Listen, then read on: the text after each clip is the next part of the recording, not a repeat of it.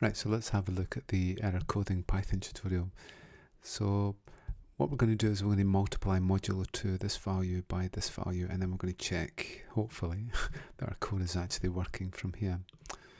Okay, so probably the easiest thing to do is to open up the associated web page. And then what we'll do is we'll just copy the Python code. Okay, just watch how you're copying it. And we'll put it into our Ubuntu machine.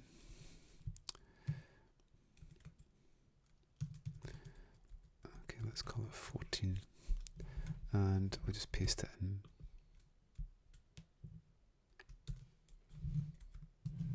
Oops.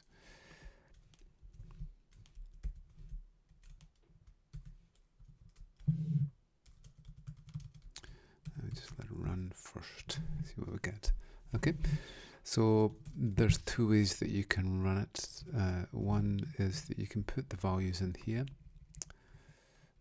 but also we can actually enter them as arguments, as the first and second argument of it. So we'll just do that. It's probably easier.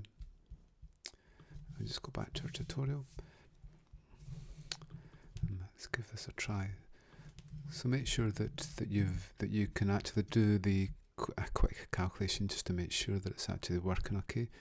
So just with a pen and paper, just try it out. But then we'll just paste this one in here and we'll go. Okay, so that's our polynomial that we've got. So that should be 8 and a 6 and a 4, 2, a 1 and a 0. So that works.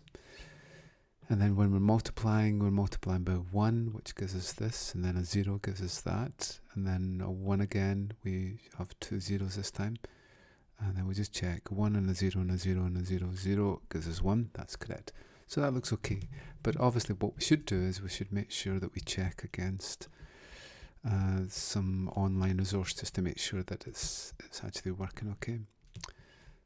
Okay, so, oops. So we'll just copy that into here, and we'll get the other one, which is here. I'll just copy that, and we're doing a multiply modulo 2, so we'll just compute that one. Okay, so there's the answer, 10001, it's got 1 1 at the end. 1001, it's got 1 1 at end, so that looks okay. Okay, so go ahead and do the other ones in there. Next thing we'll have a look is the divide. So with the divide, again, make sure that you can do the divide calculation and you understand how we actually do that. Okay, it's just like long division, and what we'll do is we'll just grab this code here. So a lot of this code is really just showing us the calculation. Obviously we could do it quicker with another piece of code, so we'll call that 15.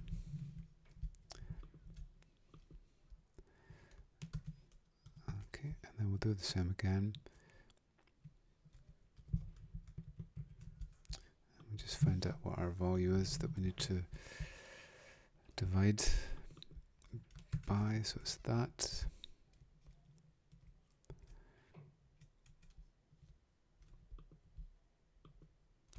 Divided by that.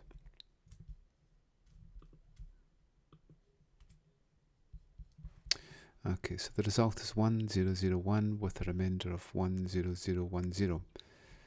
So let's give that a try. Oops. Just run that.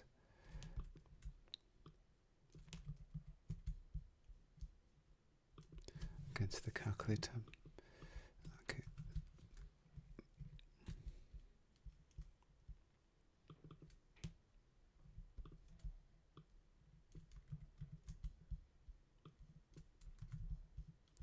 And it's a divide.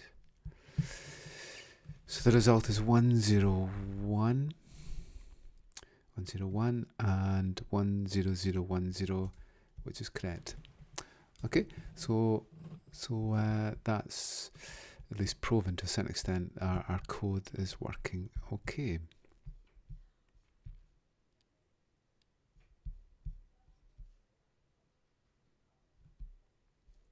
Okay, so go ahead and do that one.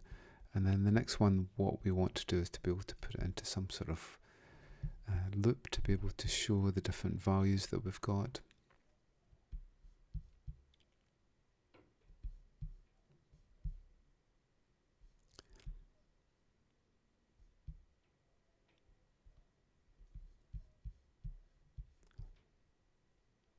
So for the next one, we'll look at block parity.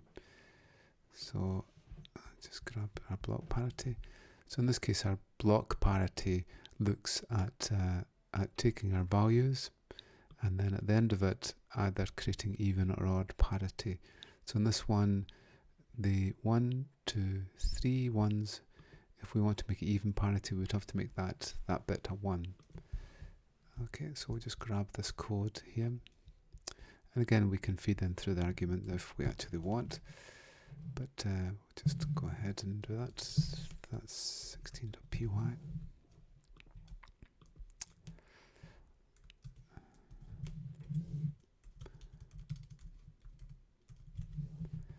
Okay, so there's our values there. So we can go into the code and modify the code if we actually want from there.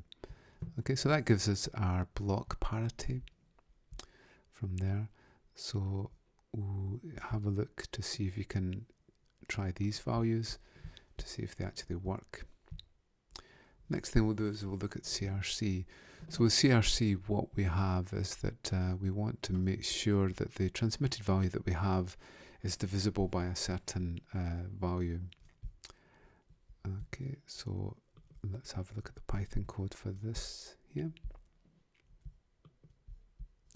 Okay, so what we do is we take the remainder and then we add it on to the end of our transmitted string, our transmitted value, and then that value should be divisible by our value that we're dividing by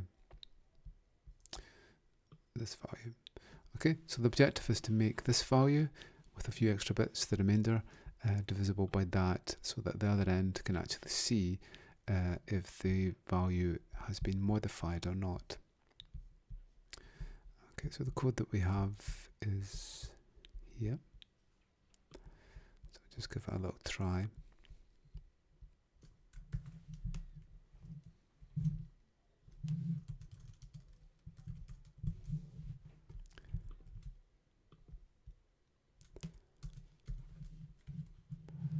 Just see if it's working.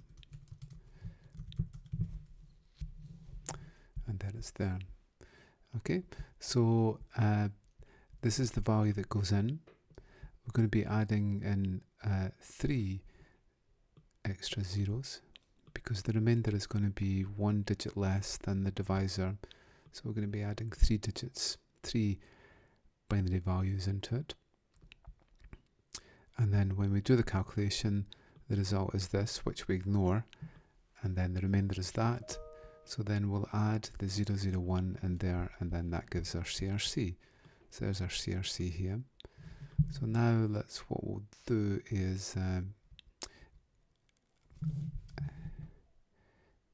we could go back to our divisor and take that value and then divide it by this value, and hopefully that we'll get a remainder of 0.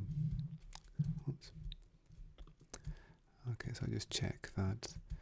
So we'll go back here and then let's try and find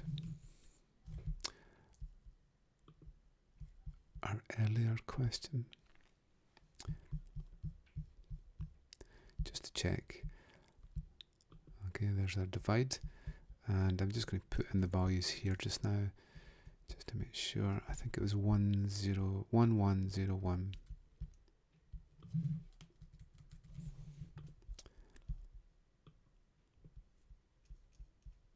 And there you go. So that works perfectly. Okay, so if any of the bits were actually changed in the transmission, then we can see here that the remainder actually changes, so that we can actually detect if there's any bits in error.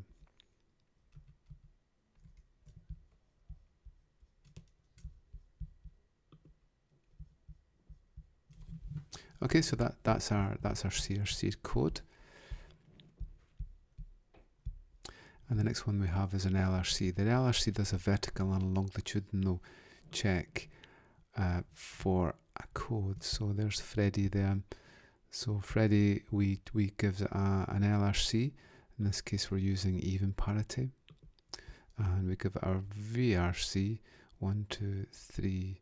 So we've actually got odd parity going for the VRC. Okay, so we'll just give it a quick test.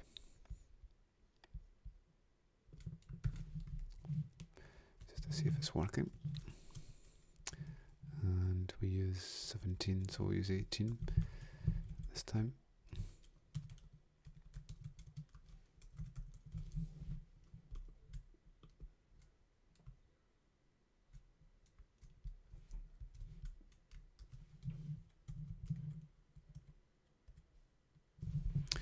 Okay, so the word is test that we've tried out. Just let's see if we can try another word. And so it's 18. Yeah, we can feed in the word as an argument. And there's another example there. Okay, so we determined the binary first, and then we laid the binary out in a column, and then work out the VRC, and then we look at the longitudinal across the way, and we can go for even or odd parity.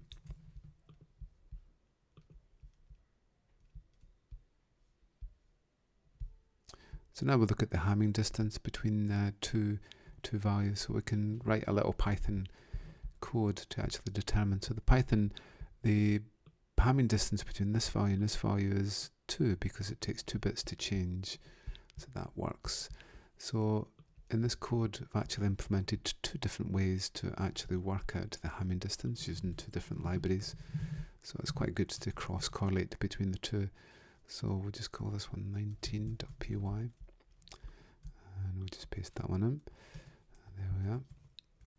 So I've installed the bit string and also the compy. So we'll just run the code. Okay, so we'll look at the difference between 1, 1, 0 and 0, 1, 1, which should give us 2. Okay, which is correct. Okay, so that's our code there. Okay, so to install the compy, you should find it in the tutorial, and you might find that you might have to do a pip install for bitstring, but once that's in, you should be able to look at the 2 different methods of defining the Hamming difference, the Hamming distance. Okay, so if you want to install compy, this is the code to actually do it. I don't think the pip works quite right, and this is to install the bit string.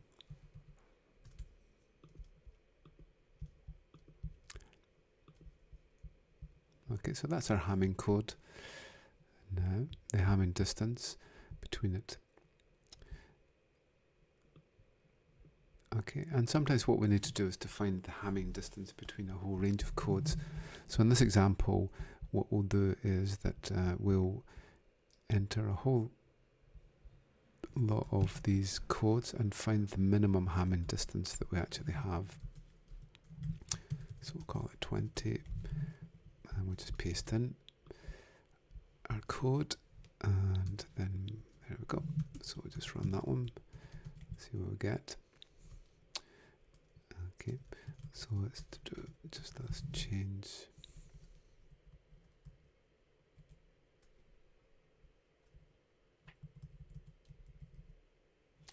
our value. So the value that we've got going in is val 1.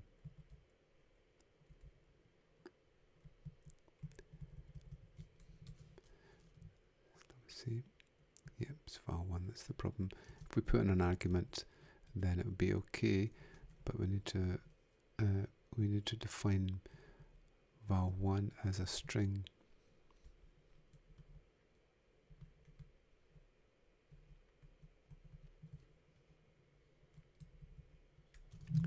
As a value, so we'll just put that in as a value.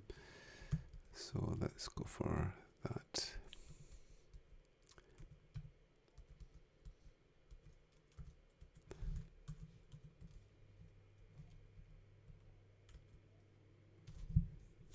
Okay, so Hammond distance is 1 is the minimum that we've actually got there.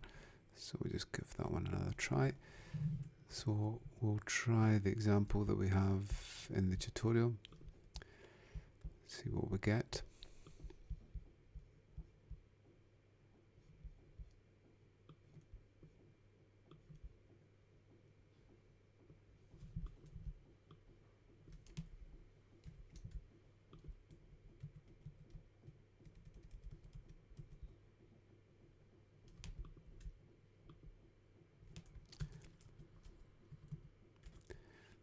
Okay, so we get a Hammond distance of 2 between those two values. Okay, so that's showing you a basic outline of the tutorial.